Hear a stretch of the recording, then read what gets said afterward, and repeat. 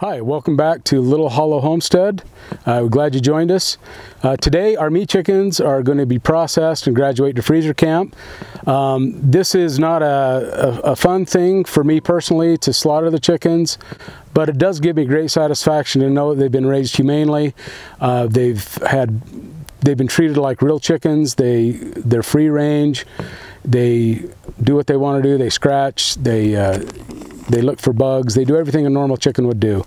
So like most of you, the reason behind me raising meat chickens for my family is, number one, it gives me satisfaction that not only do I know where my chickens come from, but I know they've been raised humanely and know they've been treated well. As well as I choose to be part of the food chain. A lot of people don't want to witness this. They don't want to butcher their own animals, which is fine. It just makes sense for me, and I enjoy the meat. The meat tastes really good. The breed we raise are Cornish Cross, which is a very common meat chicken variety. In the future I may try Freedom Rangers, Red Rangers.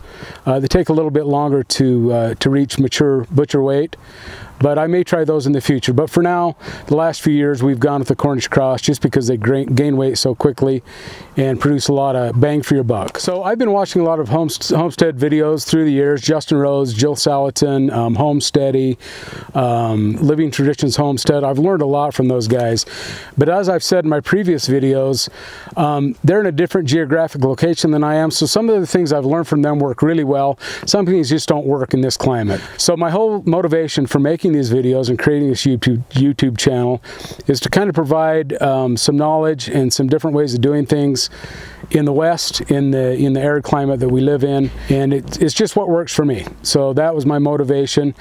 Not everything works. Like I said before, my goal is to try to be self-sufficient in one thing each year. Sometimes it might take me 3 or 4 years to become self-sufficient and raise enough to feed my family for a year, but that's my end goal. You may choose to do that. Maybe you just want to be self-sufficient in one thing, and that's great. The goal is just try something. Just do something and see if it works for you. So try something. If it works for you, great. If it doesn't, try another way. My way might not work for you, but look at the other channels on YouTube. You'll be able to find something that will work for you eventually. The point is, just keep trying. So as you can tell, I've got an injured wing. So today I'm going to have a lot of assistance. Uncle Muffin is here. You've met him before. I'm sure you'll get a kick out of watching him work. I will. He's also got some assistants that will help process these chickens. So my setup, there again, we do things inexpensively as possible. I've made this kill cone out of a 5-gallon bucket, actually 2 5-gallon buckets to give it depth. I found that without this extension, the chickens are able to flop around a little bit more, and this holds them a little tighter, keeps them a little more secure. We do collect the blood in a bucket, which we feed to the pigs later on. So after we dispatch the chicken, we come down here.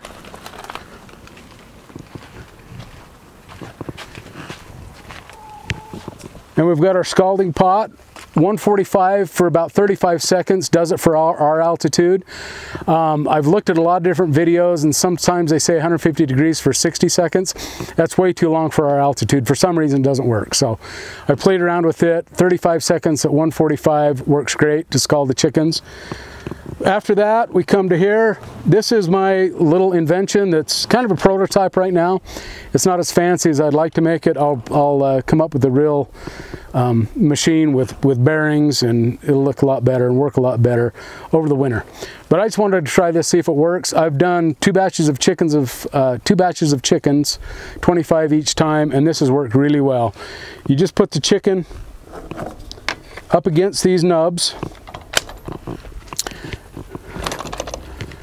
Turn the drill, off you go. Feathers go flying. Don't open your mouth, keep your eyes closed, and just hold on.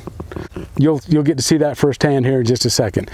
After that, we come down here to this end of the table where we remove the entrails, take the feet off, and get them ready for the ice bath.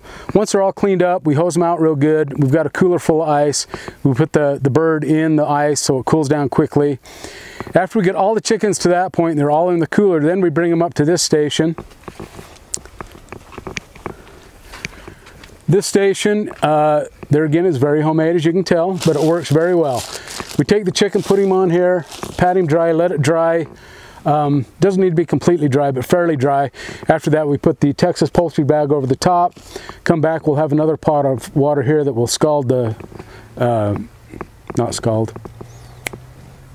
shrink the Texas poultry bags at 180 degrees this time.